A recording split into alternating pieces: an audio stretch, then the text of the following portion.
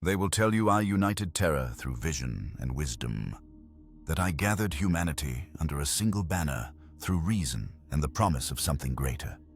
This is what the Imperium teaches. This is what the histories inscribe in sanctified text. I speak now to tell you it is a lie. Not a lie of a mission, but a carefully constructed fiction designed to make palatable what actually occurred. My name is the Emperor of Mankind, and I did not unite Terra through hope. I shattered it into compliance. The wars I waged were not glorious. The enemies I faced were not always monstrous, and the methods I employed were not those that any sane civilization would celebrate. I erased entire cultures, not because they threatened humanity's survival, but because they refused the future I had chosen for them. I speak now because the truth has weight, and that weight must be carried by someone. The Imperium I created cannot bear it, so I will. I emerged from the age of strife not as a god, but as something humanity needed more desperately. A solution to an insoluble problem. Terra had been burning for 5,000 years. Old Night, they called it. The age when the warp storms cut every human world from every other, when psychers tore reality apart with their uncontrolled gifts, when technology failed, and the species that had reached the stars was reduced to tribal warfare over a radiated wasteland. I remember the first warlord I killed. His name was Nathan Doom, though history will not record it. He controlled a region that had once been called the Caucasus, a network of underground cities powered by barely functional fusion reactors. His people numbered 3 million. They were stable, fed, protected from the worst of the radiation and the psychic storm. They had survived Old Night through discipline and isolation. I came to Doom with an offer. Join the unification. Share your technology and your resources. Become part of something larger that would restore humanity to greatness. He refused, not with hostility, but with the careful reasoning of a man who had kept his people alive through impossible circumstances. He did not trust my vision. He had seen too many would-be saviors rise and fall across the centuries of collapse. His refusal was not unreasonable. It was wise, given what he knew. I gave him 3 days to reconsider. He did not change his position. On the 4th day, I sent my Thunder Warriors. They broke through the defensive positions in 6 hours. The underground cities fell in 2 days. Doom's forces fought with surprising effectiveness, using the terrain and their knowledge of the tunnel networks to inflict casualties that should have been beyond their capability. It did not matter. Thunder Warriors did not retreat, they did not negotiate. They advanced until the objective was achieved or they were destroyed. Of the 3 million people who lived in Doom's territory, approximately 800,000 survived the conquest. The rest died in the fighting, in tunnel collapses, in the deliberate flooding of defensive positions, or in the aftermath when my forces secured the fusion reactors and the survivors rioted in the darkness. I remember standing in Doom's command center after the battle. He was still alive, badly wounded but conscious. He looked at me with something I had not expected. Not hatred, but disappointment. "You could have waited," he said, his voice weak but clear. "We would have joined eventually. The storms are weakening. Trade is resuming. You could have convinced us." I could not tell him the truth, that I had already seen the futures where I waited, where I negotiated, where I built consensus slowly across generations. In those futures, humanity fractured into regional powers that eventually destroyed each other with the recovered technologies of the Dark Age. The species did not survive its own rediscovery of what it had lost. I needed unity immediately. Not eventual unity, but absolute unity imposed rapidly enough that no power block could establish itself as a permanent rival to Terra's primacy. Dume died believing I was merely another tyrant in a long line of tyrants. Perhaps he was right.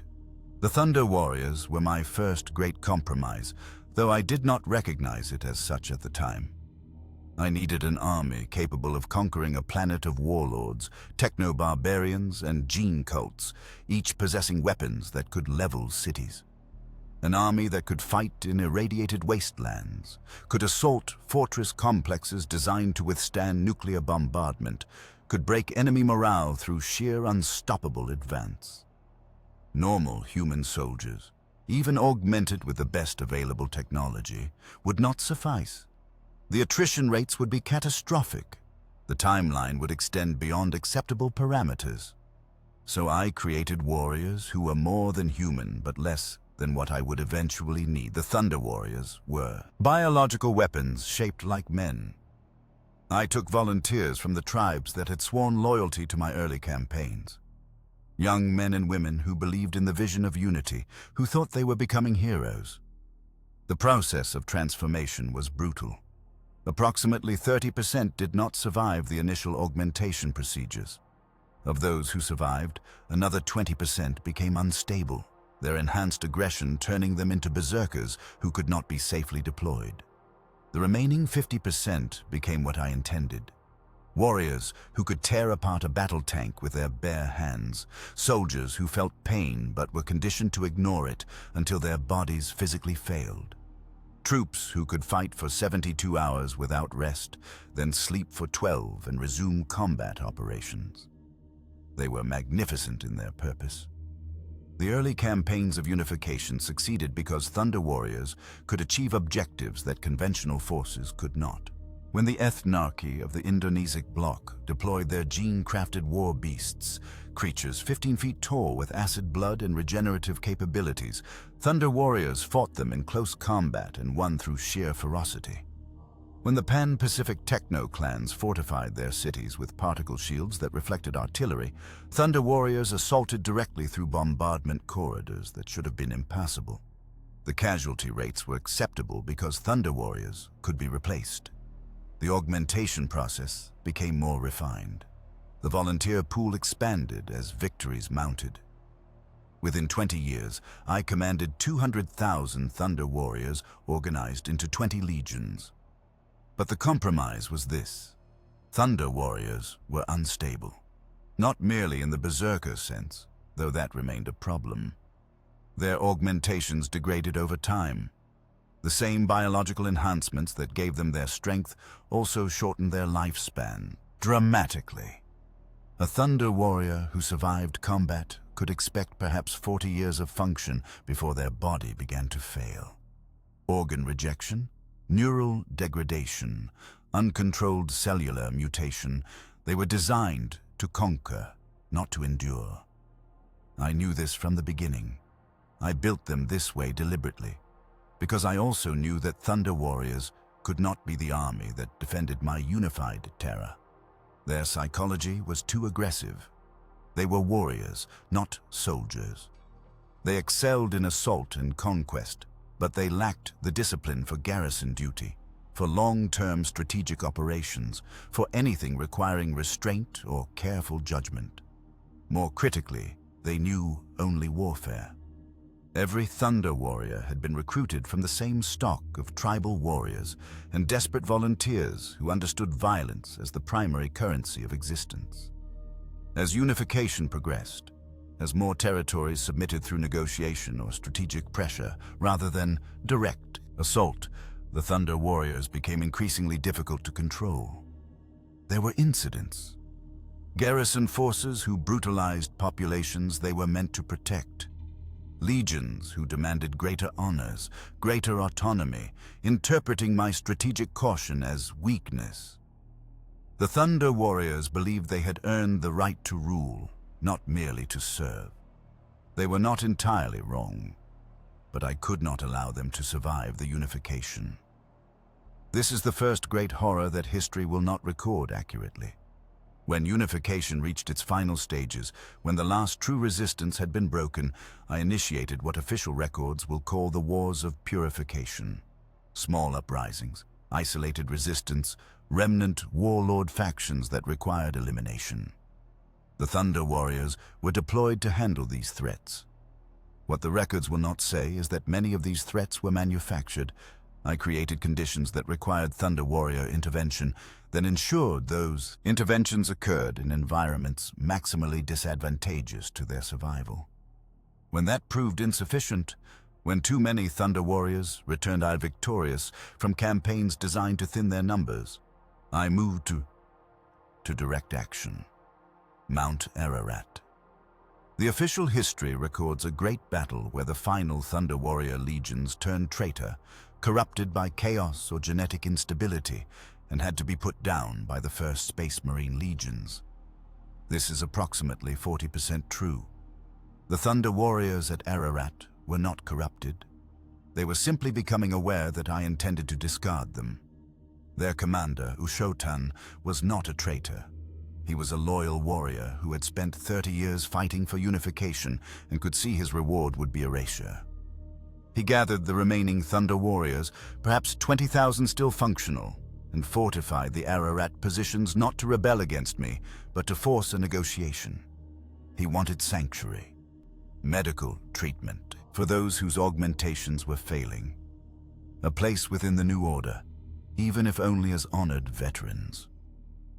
I sent the Space Marines, the First Legion, newly created and hungry to prove themselves superior to their predecessors.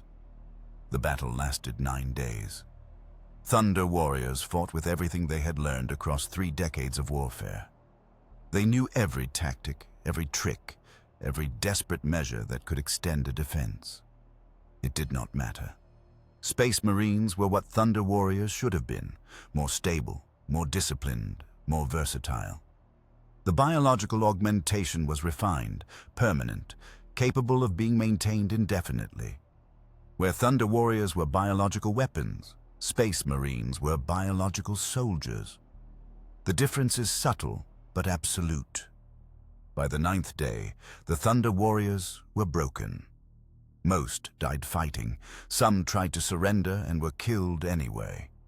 A handful escaped into the wastes and would die slowly as their augmentations failed. Without medical support, Ushotan I killed personally.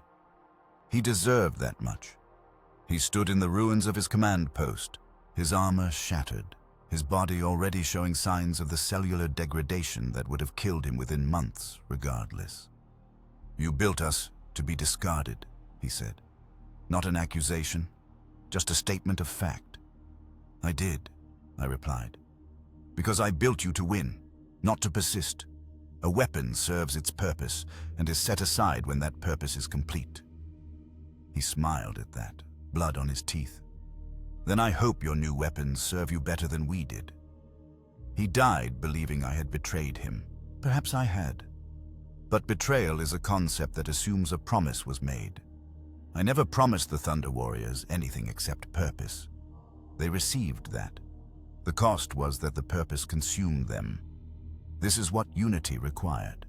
An army built to be temporary, wielded without hesitation, then disposed of when their instability became more dangerous than useful. I do not regret the decision. I regret that it was necessary. The distinction matters only to me. The Tempest galleries controlled the entire Atlantic basin.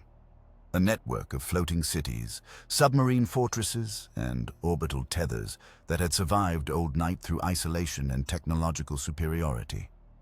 Their leader, Matriarch Terra, commanded technologies I myself only partially understood.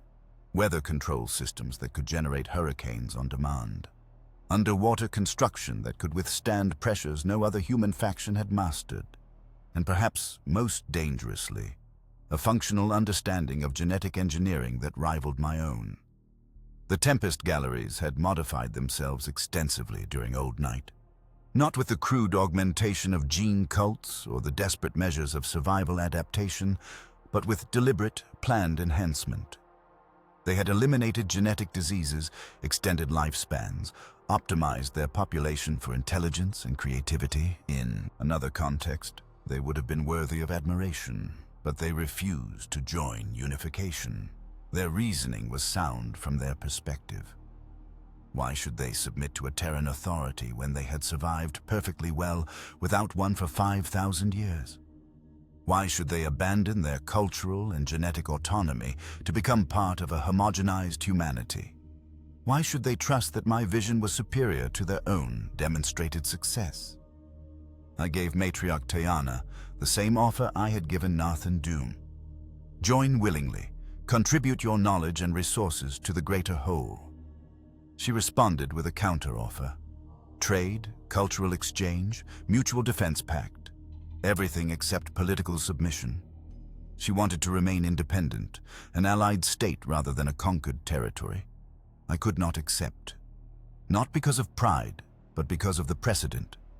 If the Tempest galleries remained independent, every other faction would demand the same. Unification would become a loose confederation rather than a unified whole. The next crisis, the next external threat, would find humanity divided into squabbling powers rather than a single coordinated response. The assault began at dawn across 1,700 separate targets. Thunder Warrior legions dropped from orbital platforms directly onto the floating cities. Submersible assault craft penetrated the underwater fortresses using breach techniques that would have been impossible a year earlier. I had spent 6 months preparing for this campaign, developing specific counters to every defensive system the Tempest galleries possessed. The weather control systems were neutralized in the first 3 hours. I had inserted deep infiltration teams months earlier. Agents who lived within the gallery's population and activated on signal to sabotage the control centers from within. Without weather control, the gallery's greatest defensive advantage disappeared. The fighting that followed was closer than I had anticipated. Tempest gallery's defenders were not warriors, but they fought with the desperation of people defending not just territory, but an entire way of life. They knew that defeat meant not just political submission, but cultural erasure. They were right to know that. The floating cities burned. The submarine fortresses were breached one by one, their populations given the choice to surrender or drown. Matriarch Tayana herself led the defense of the central complex, a structure that combined palace, government center, and research facility. She fought using personal combat enhancements that made her nearly my equal in physical capability. Nearly, but not quite. I found her in the command center as the structure burned around us. Her forces were dead or captured. Her cities were falling. She had lost, but her expression showed no despair, only certainty. "You will destroy everything we built," she said. "Our culture, our genetic lines, our achievements. All of it will be erased so that history remembers only your vision." I could not deny it. "Yes." "Why?" she asked, not with confusion, but with genuine desire to understand. "We were not your enemy. We could have been your ally." "Because allies require negotiation," I replied. "And negotiation requires compromise. Humanity cannot afford compromise. The species must move in a single direction, under a single authority, toward a single goal. Anything less ensures eventual fragmentation and destruction. And you decide that goal," she said. "You alone determine the shape of humanity's future." "I do." She smiled then, bitter and knowing. "Then you have already lost," she said, "because no single being, no matter how powerful or visionary, can carry the weight of an entire species' future without being warped by it. You will become the tyrant you claim to oppose. The certainty of righteousness is the beginning of monstrosity." I killed her then, not in anger, but because she was right, and I could not allow that rightness to spread. The Tempest galleries were systematically dismantled over the following months. The floating cities were sunk or repurposed. The submarine fortresses were converted to Imperial use. The genetic modifications that made the gallery's population distinct were classified as dangerous deviation and slowly edited out through mandatory genetic therapy programs that would span 3 generations. Within a century, nothing would remain of the Tempest galleries except carefully sanitized records describing them as gene cultists and techno-barbarians. The truth of what they actually were, a successful, peaceful, advanced human civilization that simply refused my authority, would be lost. This is what unity required. Not the defeat of monsters, but the erasure of alternatives. Every human faction that could serve as an example of a different path had to be eliminated, not just conquered. Because as long as people could point to a successful alternative, they could question whether my path was the only way. I could not permit that question to survive. The official histories record that the Nordic conclaves joined unification willingly after witnessing the power and righteousness of my cause. This version is repeated in imperial texts taught to administratum students, inscribed on monuments. It is a lie so comprehensive that even those who helped construct it have come to believe it. The Nordic conclaves were a theocratic confederation spanning the territories once known as North Africa and the Middle East. They had survived Old Night through religious discipline, resource management, and strategic neutrality. When other factions warred over scraps, the conclaves maintained trade relationships with everyone, selling water purification technology and solar power systems in exchange for goods and materials they could not produce themselves. Their faith was syncretic, drawing from ancient religions but adapted for survival in the age of strife. They believed in the sacred duty of human preservation, that every human life was precious and that no authority should demand submission at the cost of bloodshed. They were, by the standards of Old Night, genuinely moral. Their leader, High Confessor Malak Bel, was a man I might have respected in different circumstances. He was intelligent, pragmatic, and understood that the conclaves could not resist my forces militarily. When I sent emissaries, he received them with courtesy and engaged in months of careful negotiation. Malak Bel's position was clear. The conclaves would join unification, but only under specific conditions. They would maintain their religious autonomy. They would not be required to participate in offensive military operations. Their legal and social structures would be preserved as long as they did not contradict basic imperial law. These were not unreasonable terms. Many other factions had negotiated similar arrangements in the early years of unification, but by the time I reached the conclaves, I had learned the cost of such compromises. Every exception granted became a precedent. Every preserved autonomy became a point of friction. I needed absolute uniformity, not a patchwork of special cases. I told Malak Bel that his terms were acceptable. I signed treaties guaranteeing the conclave's autonomy. I issued proclamations praising their wisdom in joining peacefully. And then I systematically dismantled every promise I had made. The process was gradual, implemented over 2 decades with such careful increments that no single change could justify resistance. First came the integration of military forces. Conclave defense units were reorganized under Imperial command structure for coordination purposes. Temporary, they were told, necessary for collective security. Then came the legal integration. Imperial law was established as supreme, with conclave religious law permitted only in matters that did not contradict imperial authority. Since I controlled the definition of what contradicted imperial authority, the exception meant nothing. Then came the cultural integration. Imperial education systems were introduced. Imperial architecture began to replace traditional designs. Imperial holidays and observances were added to the calendar alongside conclave religious festivals. Each change was presented as enhancement rather than replacement. Malak Bel protested, of course. He sent delegations, filed formal complaints through the mechanisms I had established for such purposes. I received them all politely and did nothing. When protests escalated to civil demonstrations, I deployed Arbeits units to maintain order. When demonstrations turned to riots, I declared a state of emergency and imposed martial law. When martial law provoked armed resistance, I sent Thunder Warriors to restore peace. The resistance was not widespread. Perhaps 10,000 conclave members took up arms, believing they were defending the autonomy I had promised them. They were crushed within a week. The survivors were tried for treason and executed.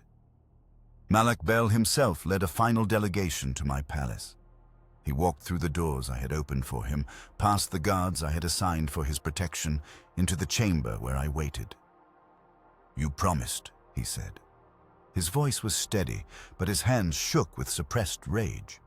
"You gave your word, the treaties we signed, the guarantees you made. All of it was a lie. I did not deny it. Yes. Then you have no honor, he said, no integrity. You are not a unifier. You are a conqueror who hides behind false treaties and broken promises. I let him speak until he was finished. Then I explained the truth he had not wanted to see. Malak Bel, I said, your people survived Old Night through neutrality and trade. You maintained relationships with everyone, made yourself valuable to all factions, ensured that destroying you would cost more than it benefited. This was wisdom in a fragmented age. But that age is ending. In a unified humanity, there is no neutrality. There is only participation or resistance. You chose to believe my promises because you wanted to believe that unity could be achieved without sacrifice. But every promise I made to you, I also made to 30 other factions. If I honor all those promises, I do not have unity. I have a confederation of semi-autonomous regions, each preserving their own identity, each requiring negotiation and compromise for every decision. The first serious crisis would shatter that structure. You could have forced us from the beginning, Malak Bel said. You could have been honest about your intentions. I could have, I agreed, but then the histories would record that the Nord-Afric conclaves resisted righteously and were crushed. Other factions would see that as martyrdom and resist more fiercely. By making you believe in willing submission, by creating a narrative of peaceful integration, I ensured that your example would encourage others to surrender rather than fight. Your cooperation, even when based on false premises, saved lives. Whose lives? Malak Bel asked. My people are being erased. Our faith is being dismantled. Our culture is being replaced. How is this salvation? The lives of those who will not have to fight, I said. The lives of Thunder Warriors who will not die in assaults on fortified positions. The lives of civilians caught in crossfire. Your sacrifice preserves them. He stared at me for a long moment. Then he removed the ceremonial blade that marked his office as High Confessor and placed it on the table between us. I will not give you the satisfaction of my cooperation, he said. You may take my life and the lives of my people, but you will not have our willing participation in our own erasure. Record that in your histories if you dare. He walked out of the chamber. I let him go.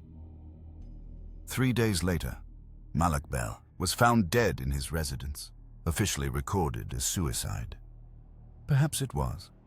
Perhaps he could not bear to live in the world I was creating.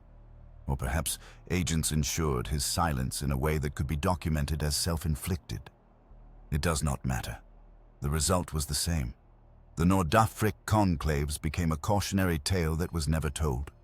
A reminder that even those who submitted willingly would be subsumed entirely. And because the official records stated they joined peacefully, no one could point to them as victims. They simply faded into the greater whole, their distinctiveness erased, their memory absorbed into the unified narrative of willing cooperation. This is what unity required. Not merely the conquest of resistors, but the betrayal of those who trusted me. Because trust creates loyalty, and loyalty to anything except the Imperium is a threat to the singular authority that keeps humanity from fracturing. The Ural territories were listed in early survey reports as uninhabitable. Centuries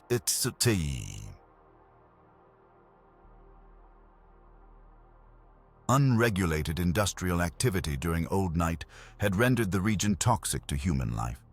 Atmospheric contamination, soil saturation with heavy metals and radiologicals, water systems so polluted that filtration was effectively impossible. The warlords who fought over Terra's remaining resources ignored the Urals because there was nothing there worth taking. This assessment was incorrect. I discovered this during routine reconnaissance 18 months into major unification campaigns. Long-range auger scans detected energy signatures deep within the worst contaminated zones. Not the residual readings of abandoned machinery, but active power generation on a scale that suggested organized habitation. I deployed investigation teams. None returned. I deployed heavier forces.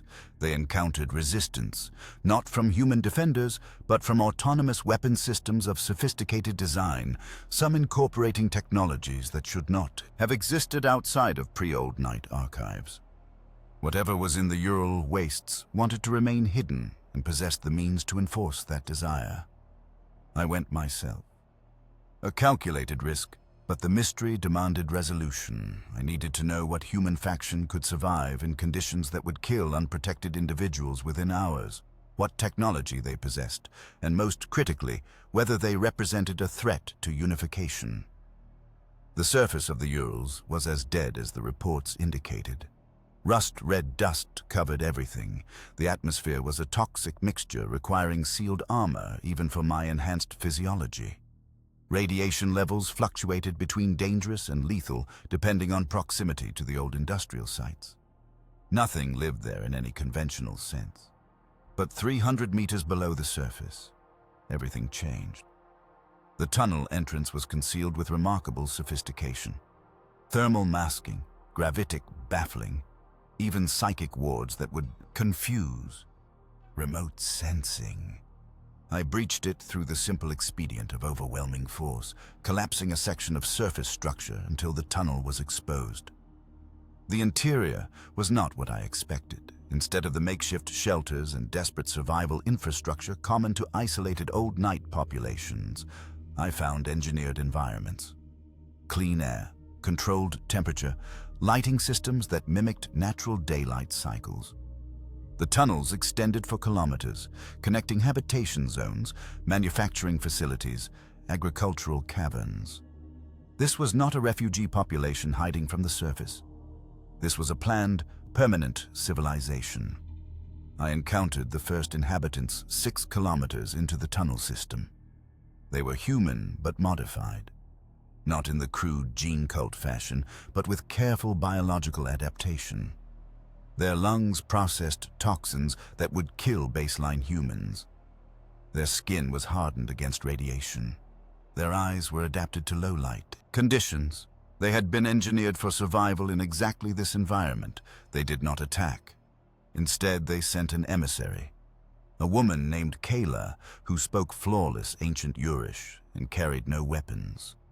She led me deeper into the complex, past automated defenses that tracked my movement but did not fire, past populations that watched with obvious curiosity but not fear. The central habitation zone held approximately 40,000 people. They had schools, hospitals, manufacturing centers, even recreational facilities. Everything needed for a sustainable civilization. I was brought before their governing council, 7 individuals who represented the major technical and administrative functions of their society. Their leader, a man named Dravit, greeted me with the calm of someone who had prepared for this meeting for years. "You are the Emperor," he said. "Not a question. We have been monitoring your unification campaigns. We know you will eventually reach the Urals and discover us. The question is what you will do with that discovery." I studied him carefully. He was old, perhaps 70 standard years, but his modified biology showed no signs of degradation. His mind was sharp, his manner neither defiant nor servile. "Explain your presence here," I said. "How did you survive Old Night in a region that should have been impossible to inhabit?" Dravit gestured to the chamber around us. "We did not survive despite the contamination," he said. "We survived because of it. During the early years of Old Night, when the warp storm severed Terra from the wider Imperium, our ancestors recognized that the population centers would become battlegrounds, so they chose to go where no one else would follow. They came to the Urals, to the most contaminated regions, and built this refuge underground. Then they modified themselves to live here permanently. You engineered your own population, I observed. Directed evolution across multiple generations. The technical sophistication required is remarkable. Where did you acquire the knowledge?" "We preserved it," Dravit replied. "Many of our founders were scientists from the Dark Age research institutions. They brought archives, genetic databases, fabrication templates. Everything needed to rebuild a technological civilization in isolation. They intended to wait out Old Night, then emerge and help restore humanity when the warp storms calmed. But Old Night did not end, he continued. It persisted for 5,000 years. Generations passed. The original plan became legend, then myth. We adapted to our environment so thoroughly that returning to the surface became impossible without extensive genetic re-engineering. We became a separate branch of humanity, divergent by design and circumstance. The implications were both fascinating and problematic. Here was a human population that had successfully preserved Dark Age knowledge, that had achieved sustainable technological civilization in impossible conditions, and that represented an evolutionary divergence from baseline humanity. The Council believes you will offer us a choice, Dravitt said. Join your unification or be destroyed. But we would like to propose a third option. I waited for him to continue. Leave us alone, he said simply. We pose no threat to your surface campaigns. We claim no territory you need. We have survived in isolation for 5 millennia and can continue indefinitely. Allow us to remain as we are, a separate branch of humanity pursuing our own path. It was the same offer the Tempest Galleries had made, the same autonomy the Nordafric conclaves had requested, and I gave the same answer. No. Dravitt's expression did not change, but I saw the disappointment in his eyes. Why? He asked. What purpose does it serve to force us into your unification when we neither resist nor compete with your goals? Because divergence is the seed of separation, I replied. Today you are content to remain isolated. But in a century, when your population has grown, when your technology has advanced beyond what the surface possesses, when you begin to view surface humanity as inferior because they lack your adaptations, what then? Will you remain content in your tunnels? Or will you emerge to claim what you believe your superiority has earned? We would never, Dravitt began. You do not know that, I interrupted. No one knows what their descendants will choose. I am unifying Terra not for the present generation, but for the 100th generation from now. Every pocket of human divergence I allow to persist is a potential future conflict. The Urals population resisted, not with the desperate violence of those facing extinction, but with the calculated defense of those protecting something precious. They used their intimate knowledge of the tunnel systems to create kill zones and ambush points. They deployed autonomous weapons that had been held in reserve for exactly this eventuality. They fought with the creativity of those who had thousands of years of genetic engineering knowledge to draw upon. The campaign to secure the Ural complexes took 3 months and cost me 5,000 Thunder Warriors. The casualty rate was the highest of any single engagement during unification. When the last defensive position fell, when the population centers were secured and the governing council captured, I stood once again before Dravitt. You have won, he said. His voice was calm despite the restraints and the knowledge of what was coming. Now you will erase us. Repurpose our facilities, re-engineer our population back to baseline, and bury any record that we ever existed. You understand the necessity, I replied. I understand that you are terrified, Dravitt said. You speak of unity and human destiny, but beneath that, you are afraid. Afraid that any alternative to your vision will expose its flaws. Afraid that if humanity is allowed to diverge, to explore different paths, some of those paths might prove superior to the one you have chosen, so you cannot permit alternatives to exist. You must make your path the only path, not through its merit, but through the elimination of all comparison. He was right, not about the fear, but about the necessity. I could not allow the Urals population to serve as proof that humanity could thrive through divergence rather than unity. Every day they existed was an argument against the Imperium I was building. The Ural facilities were repurposed. The population underwent mandatory genetic therapy to reverse their adaptations, a process that took years and killed approximately 30% of them. The survivors were relocated to surface territories where they were absorbed into the general population. The Dark Age archives they had preserved were confiscated, their contents classified or destroyed, depending on how dangerous they were judged to be. Within 50 years, nothing remained of the Urals civilization except sealed records marked for erasure once sufficient time had passed that no living memory remained. This is what unity required. Not the conquest of enemies, but the elimination of successful alternatives. The Urals population proved that humanity could survive and even thrive through adaptation and divergence. They demonstrated that centralized authority was not the only path to technological civilization. That proof could not be permitted to exist. I tell myself I did what was necessary, that preventing a future conflict justified the present atrocity. But late at night, in moments when even I cannot fully suppress doubt, I remember Dravit's final words. "You believe you are saving humanity," he said before I executed him. "But you are only saving your version of humanity. And the difference between those two things is the difference between a unifier and a tyrant." Perhaps he was right. Perhaps I crossed that line so long ago that I can no longer see where it was. But the line, if it ever existed, is behind me now. There is only forward, toward a unified humanity built on the graves of every alternative path. Some enemies cannot be defeated through conquest. Some threats require containment rather than destruction because the cost of victory exceeds what can be survived. The Libyan territories taught me this lesson, and the knowledge has poisoned every decision I have made since. The region that old maps called Libya had been a research center during the Dark Age of technology. Specifically, it had hosted facilities dedicated to what the ancient texts referred to as fundamental research. Not applied science, not weapons development, but pure investigation into the underlying nature of reality itself. When Old Night came, when warp storms severed Terra from itself and psychers tore holes in the universe with their uncontrolled abilities, something went catastrophically wrong in the Libyan research complexes. The official records, those few that survive and that I have not classified into oblivion, state that a warp breach occurred.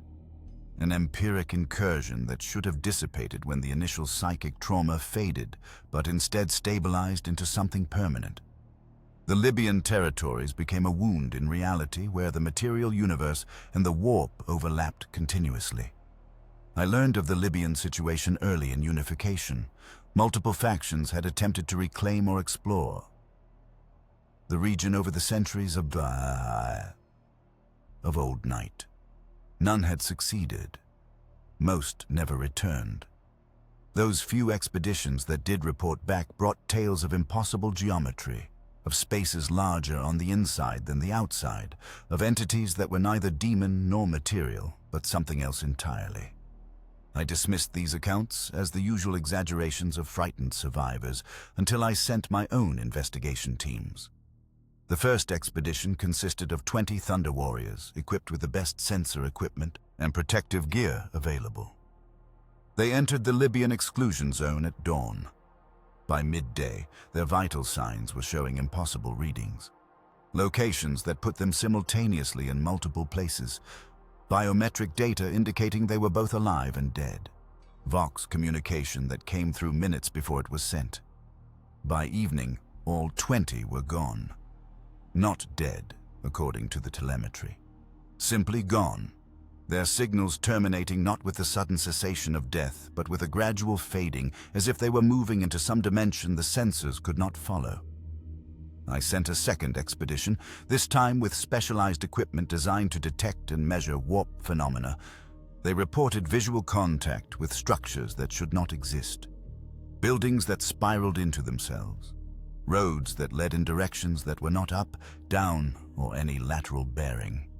Inhabitants, if they could be called that, who appeared human at a distance but resolved into something wrong upon closer examination. The second expedition lasted 18 hours before requesting emergency extraction. The survivors, only 6 of the original 40, emerged from the exclusion zone in a state of severe psychological trauma. They reported encountering a city at the center of the contaminated region, a city that was simultaneously intact and ruined, populated and empty, ancient and newly constructed. Time itself did not flow correctly there. They had spent hours inside the city, but their chronometers indicated months had passed, or sometimes minutes. The variance was inconsistent even between squad members who had remained together throughout. More disturbingly, they reported contact with something they described as the Keepers, entities that appeared to be human administrators of the impossible city. The Keepers claimed to be the descendants of the original research facility staff, trapped when the warp breach occurred but adapted to the overlapping realities. They offered knowledge, access to technologies and understandings that predated even the Dark Age. Solutions to problems I did not yet know I would face, all in exchange for leaving them undisturbed in their domain. I went to the Libyan exclusion zone myself. If my forces could not penetrate it safely, I needed to understand why and determine whether the threat could be neutralized. The boundary was clearly marked, not by any physical barrier, but by a perceptible shift in reality itself. Temperature fluctuations that made no sense, gravitational anomalies that caused weapons and equipment to drift slowly upward or press heavily downward without pattern. Visual distortions where the landscape seemed to fold and unfold according to no natural law. I crossed the boundary alone. My transhuman physiology allowed me to withstand conditions that would have killed or driven mad any normal human, but even I felt the strain. The warp and reality were not merely touching here. They were bleeding into each other, creating a hybrid space that operated according to rules that contradicted themselves. I walked for what my perception registered as hours, but my chronometer insisted was days. The landscape shifted around me without moving. Mountains appeared in the distance and were suddenly directly before me. The sun tracked across the sky in the wrong direction, then reversed and repeated its path. Eventually, I reached the city the survivors had described. It was exactly as impossible as they had reported. Structures that could not stand according to any physics I understood. Inhabitants who were definitely human in ancestry, but wrong in ways that defied description. They moved with too many joints. Their faces held expressions that conveyed emotions that should not exist. Their voices spoke in languages I had never heard but somehow understood. The Keepers met me at what appeared to be the city's central plaza. There were 3 of them, though the number seemed to fluctuate when I was not looking directly at them.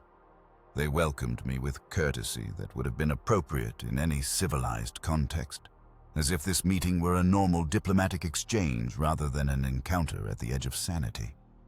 "We have been expecting you," one of them said. Her voice came from several directions simultaneously. "You seek to understand this place so you can determine whether to incorporate it into your unification or destroy it." I did not deny their assessment. "This region represents a contamination," I said. "A wound where reality has failed. It must be sealed or excised." "Contamination implies corruption," another Keeper replied. His form seemed to shift between male and female without transition. "But we are not corrupted. We are transformed, adapted to exist in the space between material and immaterial. We have become something new, neither fully human nor demon, but a synthesis." I had encountered countless variations of human civilization during unification. Gene cults, tech enclaves, religious fundamentalists, isolationist survivors. All represented divergence from baseline humanity. All required correction, but the Keepers represented something categorically different. They were not merely modified humans. They were humans who had merged with the warp itself and somehow retained coherence. "You offer knowledge," I said, recalling the reports from my survivors. "What knowledge could be worth preserving this abomination?" One of the Keepers gestured, and the plaza transformed. Suddenly, I was standing in a vast library, shelves extending infinitely in all directions, filled with texts in languages dead and living and never spoken. "We have access to the Dark Age archives," the Keeper said. "Not copies or fragments, but the complete databases as they existed before Old Night. Everything humanity knew at its apex. Genetic engineering, artificial intelligence, fundamental physics, technologies you have not even imagined could exist. All of it preserved here, where the normal laws of entropy do not apply. I felt temptation then. The Dark Age had produced wonders and horrors in equal measure. Access to that knowledge would accelerate unification by decades, would allow me to build weapons and defenses against threats I knew were coming, would make the Imperium I was creating genuinely unassailable. But the cost would be legitimizing this wound in reality, accepting that some things could exist outside the natural order, opening a precedent that other powers could exploit. What you offer is the corruption of knowledge itself, I said. Information gained through this place would be forever tainted by its source. I cannot build the Imperium on a foundation of unreality. The Keepers did not argue. They simply watched me with their wrong eyes, their too many expressions conveying something that might have been amusement or pity or some emotion I had no framework to understand. "Then you will attempt to destroy us," the third Keeper said. Her voice resonated in frequencies that made my enhanced hearing ache. "But you cannot.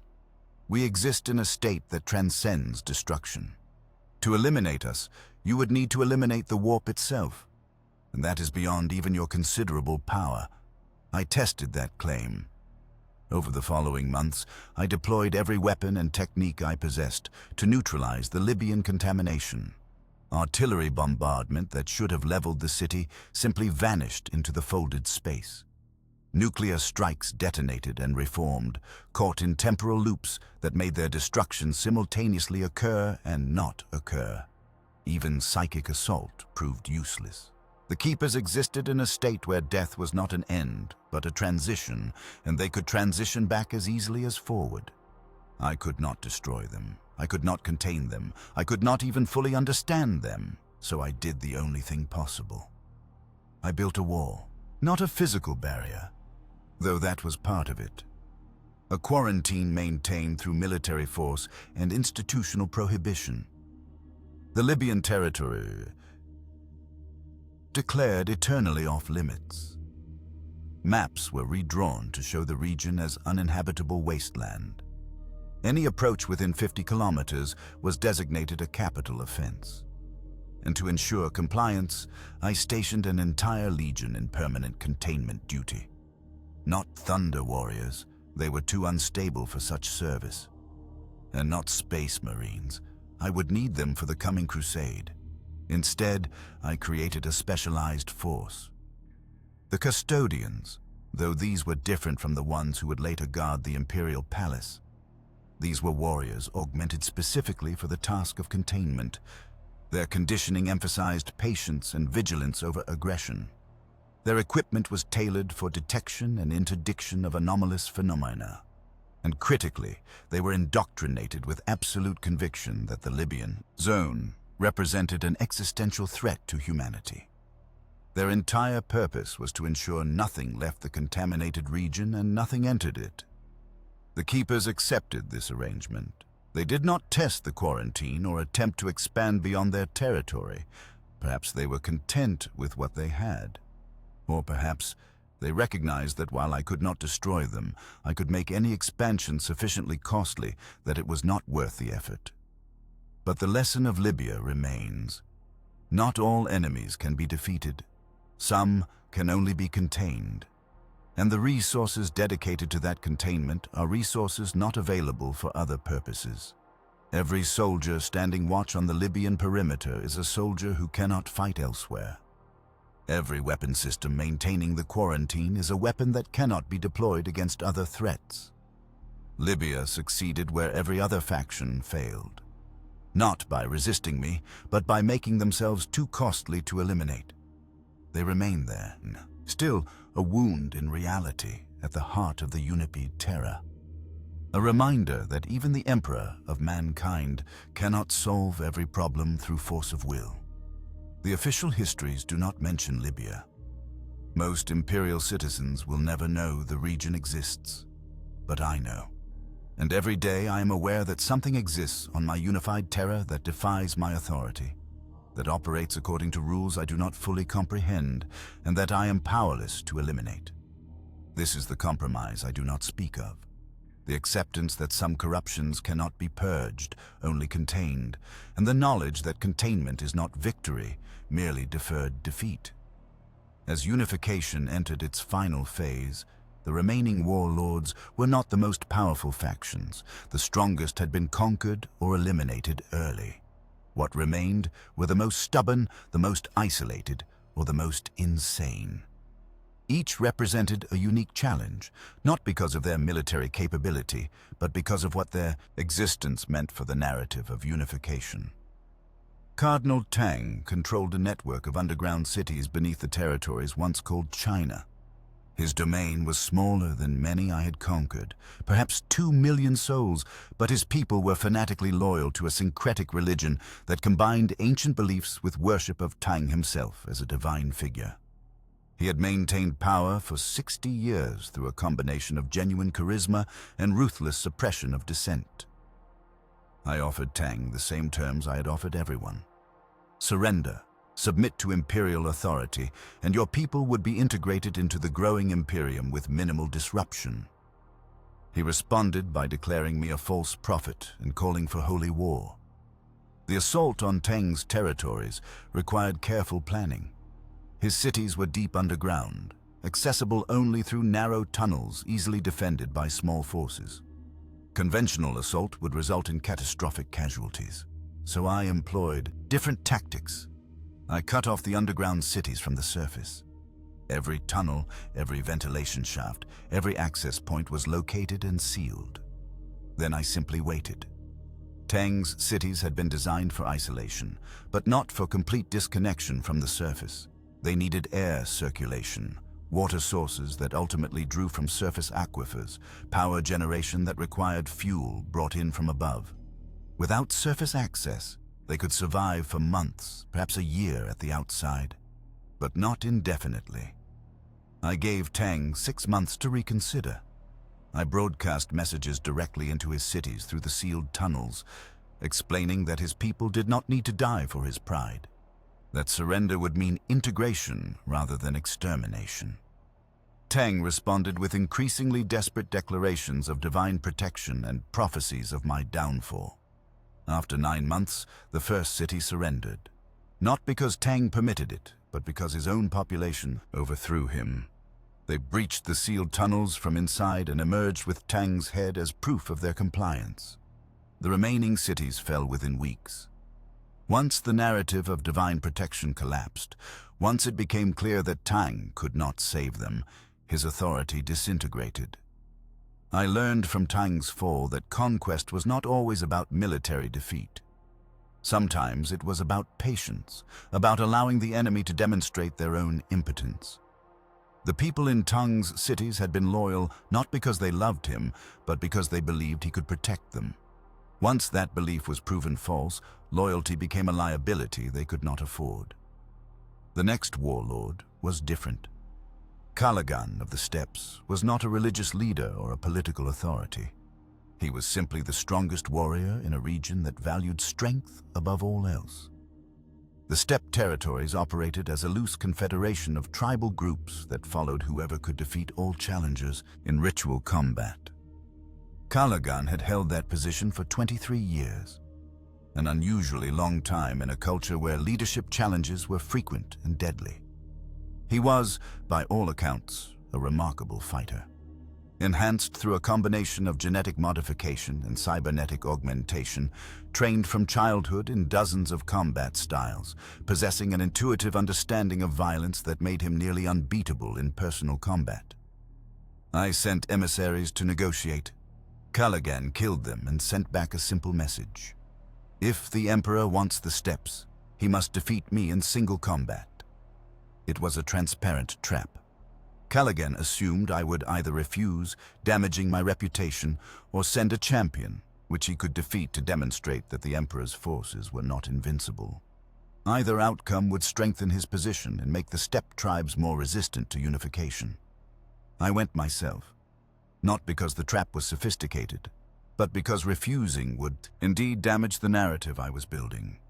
The Emperor needed to be seen as personally powerful, not merely as a coordinator of forces. The combat took place in a traditional steppe arena, a circular space marked by stones and observed by representatives from every tribe. Callaghan fought with the skill of someone who had never known defeat. His augmentations gave him strength approaching my own. His technique was flawless, incorporating attacks from angles I had not anticipated. For 17 minutes, he was the superior fighter. Then I stopped restraining myself. The fight ended in less than a second. Callaghan's body was not destroyed, but it was no longer capable of independent function. I had demonstrated such overwhelming superiority that the watching tribes understood immediately that their champion had never been in my league. The steppes submitted without further resistance. Not out of respect or agreement with my vision, but out of simple recognition that resistance was futile. I had proven that individual strength, no matter how exceptional, was irrelevant compared to what I represented. But the final warlord, the last to fall, taught me something different. Anacharis Scoria was not a warlord in the traditional sense. He did not control territory or command armies. He was a tech priest who had survived Old Night through isolation and who had, over the centuries, become something no longer entirely human or entirely machine. His domain was a single fortress manufactory in the territories once called Germania. It was built into a mountain, powered by geothermal taps, and defended by automated systems of such sophistication that even my forces could not breach them without catastrophic losses. Scoria himself never left the manufactory. He communicated only through servitors and hololith projections. When I sent envoys, they returned with a message that was simultaneously simple and incomprehensible. The Omnissiah will be served, Scoria said. The form of service does not require your permission. I studied the manufactory for months, analyzing its defenses, identifying vulnerabilities. There were none that did not require sacrificing thousands of lives to exploit. So I tried negotiation. I offered Scoria a position within the emerging Mechanicum, full autonomy in his research, resources beyond anything he could access in isolation, protection from threats he could not defend against alone. He refused. Not with hostility, but with the cold logic of someone who had calculated all variables and determined that cooperation offered no benefit he valued. "I do not require your resources," he transmitted. "I have survived 5,000 years without external support. I will continue to survive. You cannot force me from my fortress without costs you will not accept. Therefore, stalemate is optimal." He was correct in his assessment. I could destroy the manufactory, but the process would be expensive and would yield nothing useful in return. The technology Scoria possessed would be destroyed in any assault. So I made a different offer. I proposed that Scoria's manufactory be designated an exempt territory. He would not be required to join unification or acknowledge imperial authority. In exchange, he would agree to 3 conditions. First, he would not expand beyond his current territory. Second, he would not interfere with imperial operations. Third, he would provide technical consultation on specific matters when requested, with compensation negotiated case by case. Scoria considered the offer for 3 days, then he agreed. It was the only time during unification that I permitted a faction to remain truly autonomous. The only time I acknowledged that some entities were too costly to eliminate and too valuable to destroy through forced integration. Scoria's manufactory exists still, a black site known to perhaps a dozen individuals in the entire Imperium. When humanity faces technical problems beyond our current capacity, when we encounter technologies we cannot comprehend, we consult Scoria. He provides analysis and recommendations in exchange for materials and components he cannot fabricate in isolation. It is a pragmatic arrangement. It is also a compromise that undermines every principle of unity I claim to represent. But unification was never about perfect adherence to principles. It was about results. Scoria represented a calculation. The cost of destroying him exceeded the value gained. The risk of leaving him autonomous was acceptable compared to the benefits of occasional access to his knowledge. So he remains a reminder that even I must sometimes accept that absolute unity is impossible. The official histories record that the last church on Terra was destroyed during the final stages of unification, that I personally led the action against it as a symbolic end to the age of superstition, that the church's priest, Uriah Ventris, represented the old thinking that had kept humanity divided and weak, and that his elimination cleared the way for the imperial truth. This version is approximately 60% accurate. There was a church, there was a priest named Uriah. I did order its destruction, but the reasons were not what the histories claim. And the conversation I had with Uriah before the end revealed truths I have spent millennia trying to suppress. The last church stood in one of the few remaining unincorporated zones on Terra. Not because I used the region was militarily significant, but because I had deliberately left it unoccupied. A small territory where the old world persisted, where people could maintain their traditional beliefs and practices without direct imperial interference. It was not compassion that motivated this decision, but calculation. As unification progressed, as more factions were conquered or absorbed, I needed somewhere for the resistant elements to concentrate, a final holdout where those who could not accept the imperial truth would gather, making them easier to identify and eventually eliminate in a single action. Uriah Ventris was not a fanatic. He was an educated man who had studied comparative religion, philosophy, and history. He maintained his church not as a militant resistor, but as a quiet keeper of traditions he believed valuable. He knew I would eventually come for him. He had been waiting for years. When I finally arrived, I came alone. No Thunder Warriors, no custodians, no display of force. Just myself and a man who had spent his life in service to beliefs I needed to make humanity abandon. We spoke for 11 hours. The conversation ranged across theology, philosophy, morality, and the nature of truth itself. Uriah did not try to convert me. He knew that was impossible. Instead, he asked questions. "Why do you forbid faith?" he asked. Not as an attack, but as genuine inquiry. Humanity has believed in higher powers since we developed consciousness. The need for meaning, for purpose beyond material existence, appears to be fundamental to human psychology. Why do you insist this need must be suppressed? I explained the imperial truth as I had explained it thousands of times before.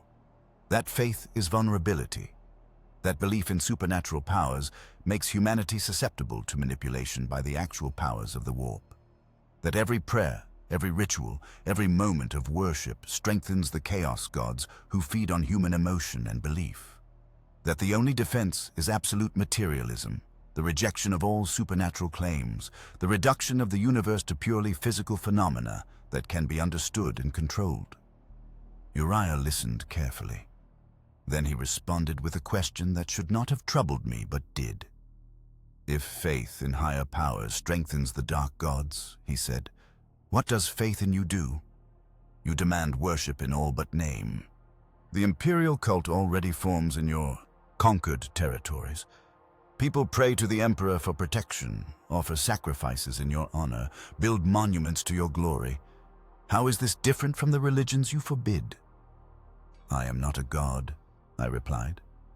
"I am a man, enhanced and long-lived, but ultimately material. I do not demand worship. I demand obedience, respect for my authority, recognition of my leadership. This is not spirituality. It is political structure." Uriah smiled at that. A sad smile, the expression of someone who sees a truth the other cannot accept. "You truly believe that," he said. "You believe there is a fundamental difference between worship of a deity and worship of yourself. But to those who follow you, the distinction is meaningless. They do not see a man. They see salvation given form. They do not offer obedience. They offer devotion. You have not eliminated faith, Emperor. You have merely redirected it toward yourself. And in doing so, you have made yourself the very thing you claim to oppose." I should have ended the conversation then. I should have recognized that Uriah was not merely a keeper of old traditions, but a threat to the psychological foundation of the Imperium. But I continued talking. For hours more, we debated the nature of truth, the value of tradition, the cost of unity. Uriah never claimed I was wrong about the dangers of the warp. He did not deny that chaos existed or that faith could be exploited. He simply argued that the solution I proposed was as dangerous as the problem I sought to solve. By eliminating all faith except faith in yourself, he said, you create a humanity that has no anchor except your will. What happens when you fail? What happens when you make a mistake, encounter a problem even you cannot solve? Without faith in something beyond material power, humanity will have nothing to sustain them. They will fragment, turn on each other, or fall into despair. Faith is not just vulnerability, it is also resilience. As dawn approached, I made my decision. The church would burn. Not because Uriah was wrong, but because he was right, and that rightness could not be permitted to spread. But I gave him a choice. Leave, I said. Walk away from the church. Let it fall empty, and I will have it destroyed without bloodshed. Go live quietly in some imperial territory. Practice your faith privately, and I will not pursue you. Uriah considered the offer. Then he refused. If I abandon the church, I abandon what it represents, he said. I will not legitimize its destruction through my cowardice. If you believe this action is necessary, Emperor, then you must take responsibility for it fully. You must kill me personally, destroy the church while I remain inside, and carry that weight. I respected him for that. In a different world, Uriah Ventris would have been valuable. His clarity of thought, his moral conviction, his willingness to die for his principles. These were qualities the Imperium desperately needed, but I could not allow them to exist in service to something other than the Imperial will. I killed him quickly, a single blow, death before pain could register. Then I burned the church with his body inside. The destruction was thorough. Nothing remained except ash and scorched foundation stones. And from those ruins, I built a monument to the imperial truth, a towering structure that commemorated the end of superstition and the beginning of reason. But Uriah's question remained. It remains still. What is the difference between faith in gods and faith in me? I tell myself the difference is that I am real, material, present. That devotion to me serves practical purpose, while devotion to imaginary deities serves only to feed the warp. But in the quietest moments, I wonder if Uriah saw something I cannot. If, in my attempt to eliminate humanity's vulnerability to chaos, I have created something equally dangerous, a species that worships power itself, that has no moral framework except my will, that will collapse into horror if I am ever proven fallible. The last church burned, but the questions it represented did not. They persist in the foundation of the Imperium, buried beneath 10,000 years of doctrine and ritual, waiting to emerge the moment my authority falters. This is perhaps the greatest compromise of all. Not that I permitted some autonomy or failed to eliminate some threat, but that I built the Imperium on a foundation I know is flawed. That I demand absolute certainty while harboring absolute doubt. That I am simultaneously the solution to humanity's crisis and potentially its greatest mistake. Unification of Terra was declared complete in the 798th year of the 30th millennium by the imperial calendar that I established. It had taken approximately 200 years from the moment I first emerged as a significant power to the moment when the last independent territory acknowledged imperial authority. 2 centuries of continuous warfare, negotiation, betrayal, and compromise. The cost can be measured in numbers. Approximately 2 billion human lives lost directly to combat operations. Another 3 billion lost to the famines, plagues, and infrastructure collapses that followed in the wake of unification. Countless cultures eliminated, their languages forbidden, their histories rewritten or erased, their identities subsumed into the generic imperial culture I imposed. The technologies of the Dark Age that I confiscated and classified, ensuring that knowledge would serve only imperial purposes rather than being freely available for human advancement. But numbers are abstractions. They communicate scale but not meaning. The true cost of unification cannot be measured in casualties or lost cultures. It must be measured in what humanity became through the process. Before unification, Terra was divided into thousands of factions, each with their own vision of what humanity should be. Gene cults who believed in directed evolution, tech enclaves who sought to merge flesh with machine, religious movements that promised salvation through faith, isolationist survivors who simply wanted to be left alone to live in peace. Every one of these factions represented a possible future for humanity. Every one was eliminated so that only my vision could persist. I do not regret this. I cannot afford regret. But I am aware of what was lost.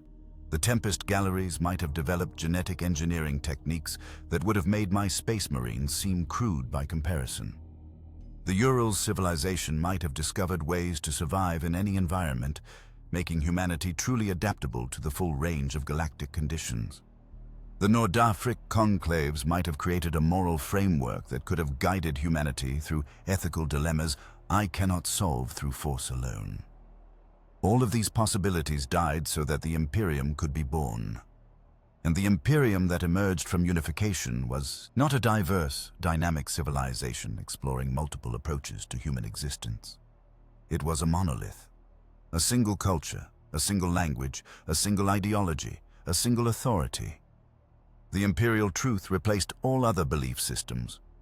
Gothic became the universal language, with all others classified as barbaric or primitive. Imperial architecture replaced regional styles. Imperial governance replaced local traditions. This uniformity was necessary. I tell myself this constantly. A united humanity required actual unity, not merely nominal cooperation between distinct cultures. The Great Crusade that would follow unification demanded that every human world we discovered could be rapidly integrated into the Imperium without negotiating cultural compatibility. The threats we would face in the galaxy required absolutely coordinated response without delays for translation or cultural mediation. But the cost was humanity's diversity. We became less as we became unified. Less creative, less adaptive, less capable of surprising ourselves with unexpected solutions. The Imperium I created is powerful, but it is not dynamic. It maintains but does not innovate. It conquers but does not explore. It survives but does not thrive. And this limitation is by design. Because dynamism is unpredictability, and unpredictability is risk. Innovation can produce wonders or horrors with equal probability. Exploration leads to discovery, but also to encountering things better left alone. I chose stability over dynamism, control over creativity, survival over growth. These choices were rational given the threats I knew humanity would face, but they were still choices, and every choice has consequence. The Imperium that launched the Great Crusade was a totalitarian theocracy in all but name. It demanded absolute obedience, tolerated no dissent, and crushed any deviation from approved thought. It claimed to represent human enlightenment while operating through methods that would have horrified the humans of earlier, supposedly more primitive ages. It spoke of unity while imposing uniformity. It promised salvation while delivering only endless war. And I was fully aware of these contradictions because I designed them deliberately. The humans I uplifted to positions of authority, the institutions I created, the social structures I imposed, all were crafted to maintain control rather than to maximize human flourishing. The Adeptus Terra exists to administer the Imperium, but its primary function is to ensure that no power block can challenge my authority. The Imperial Army exists to defend humanity, but it is organized so that no force concentration can threaten Terra. The Mechanicum exists to maintain technology, but it is bound by doctrine that prevents innovation that might destabilize the existing power structure. Every institution is simultaneously functional and deliberately limited. Each serves a purpose, but none are permitted to become powerful enough to act independently. This is the system I built. Not the best possible system, but the most stable system that could be implemented rapidly across a hostile galaxy. And stability was what humanity needed. Not justice, not freedom, not enlightenment. Stability sufficient to survive the threats that were coming. The threats I had already seen in possible futures. The Orc empires that could overrun a divided humanity. The tyrannid hive fleets that would devour worlds. The forces of chaos that would corrupt and destroy any civilization not absolutely hardened against their influence. Against these existential dangers, the Imperium was exactly what was required. A militant, paranoid, totalitarian state capable of mobilizing all human resources toward collective survival without hesitation or internal dissent. But this is justification, not absolution. I do not claim the Imperium is good. I claim only that it is necessary. And the difference between those two concepts is the chasm that I have spent 10,000 years trying not to look into. When the last independent territory submitted, when every warlord was dead or integrated, when Terra was unified under single authority for the first time in 6,000 years, I stood atop the highest mountain and looked at what I had created. Terra was scarred beyond recognition. The wars of unification had left impacts visible from orbit. Entire regions were radioactive waste. Oceans were poisoned. The atmosphere was thick with particulates from the countless fires of conquest. The population was smaller than it had been before unification began. But it was unified. Every human on Terra acknowledged imperial authority. Every city flew the imperial aquila. Every citizen spoke Gothic and followed the imperial truth. The diversity that had persisted through Old Night was gone, replaced by the monolithic uniformity I had imposed. And I felt nothing. No triumph, no satisfaction, no sense of accomplishment. Only the weight of knowledge that this was merely the beginning. Unification of Terra was not the goal. It was the prerequisite. The Great Crusade waited. Humanity's lost colonies needed to be reclaimed, brought back into contact with each other and with Terra. The Orc Empire of Alanor needed to be destroyed before it could threaten human space. The Webway project needed to be completed so that humanity would not depend on warp travel and its inherent dangers. The threats I had seen in possible futures needed to be prevented, diverted, or prepared for. And all of this required the machinery I had built through unification. The Space Marine legions that would serve as the spear tip of conquest. The Imperial army that would garrison the conquered worlds. The Mechanicum that would maintain the technology necessary for interstellar warfare. The Administratum that would coordinate logistics across light years. Every institution created during unification would be tested beyond anything Terra had experienced. But standing on that mountain, looking at the unified but damaged world below, I wondered if I had made a fundamental error. If unification had created the tools I needed, but destroyed something essential in the process. The humans of pre-unification Terra were diverse, creative, resilient in ways that went beyond mere survival. They adapted to impossible circumstances. They preserved knowledge through millennia of darkness. They maintained hope despite every rational reason for despair. The humans of the unified Imperium were something different. They were obedient, disciplined, capable of extraordinary sacrifice. But they had lost the habit of independent thought. They looked to authority for answers rather than seeking solutions themselves. They followed doctrine rather than adapting to circumstances. They had been trained, conditioned, indoctrinated to be exactly what I needed them to be. Reliable components in a vast machine designed for conquest and survival. But machines are brittle. They function perfectly within their designed parameters and fail catastrophically when those parameters are exceeded. Organic systems are different. They adapt, evolve, find unexpected solutions. They survive through flexibility rather than strength. Had I made humanity too rigid? Had unification created a civilization that could conquer the galaxy but would shatter the moment it encountered something I had not anticipated? I did not know. I do not know. But standing on that mountain, I made a decision that I have never revealed to anyone. I decided that if the Imperium I created proved to be the wrong path, If my vision led humanity to catastrophe rather than salvation, I would accept responsibility but not attempt to correct it. Because correction would require admitting fallibility, and the Imperium could not survive the knowledge that the Emperor could be wrong.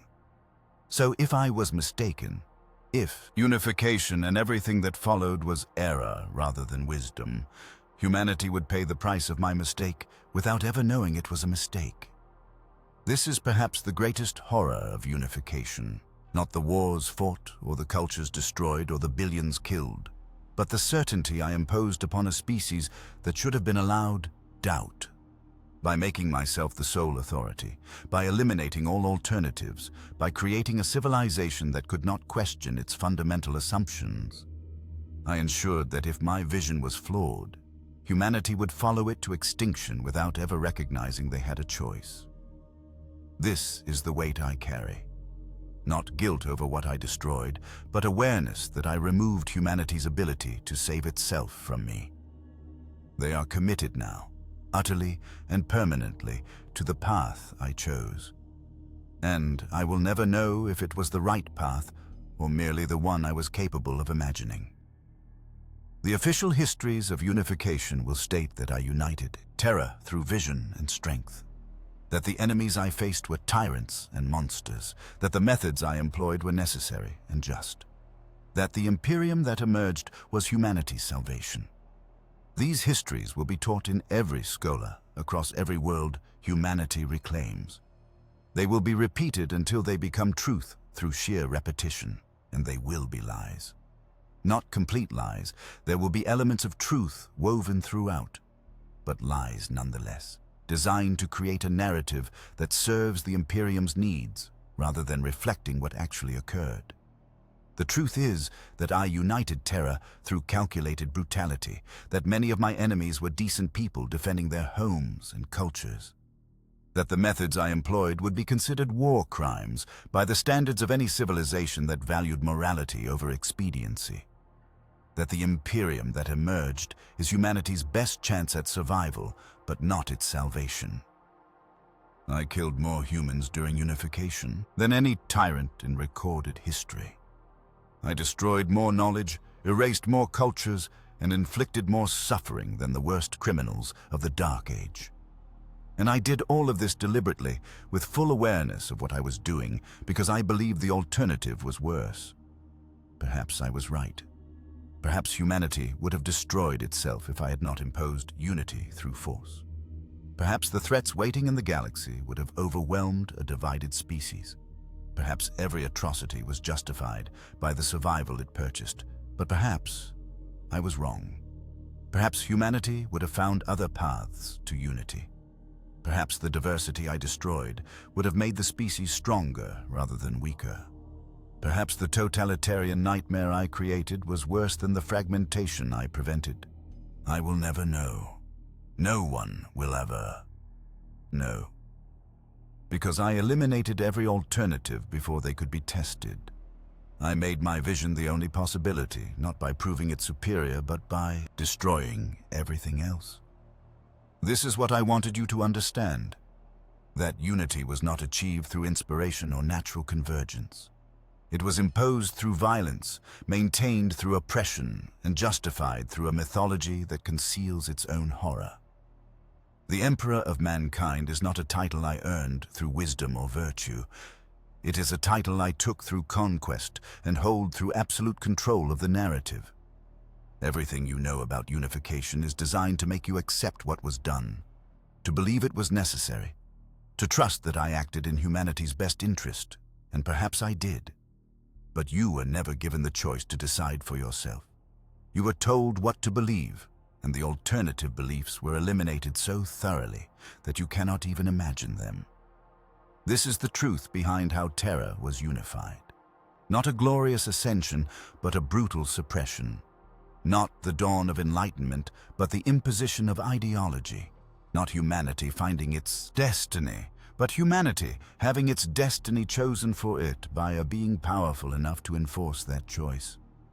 I am the Emperor of Mankind. I united Terra, and the cost of that unity is a truth that can never be allowed to survive the Imperium I created. Because if humanity ever understood what was done to them, if they ever recognized the prison I built from their own devotion, the Imperium would collapse. Not from external threat, but from internal realization that their salvation was purchased with their freedom. So the truth will remain buried, hidden beneath 10,000 years of carefully constructed mythology, preserved only in this moment of honesty that I permit myself, knowing that even this confession will be lost to time. Because that is what unity required. Not just the conquest of Terra, but the conquest of truth itself. The creation of a reality where only one version of history can exist, where doubt is heresy and alternatives are unthinkable. This is what I am. Not a savior, but a tyrant who succeeded so completely that even tyranny became invisible.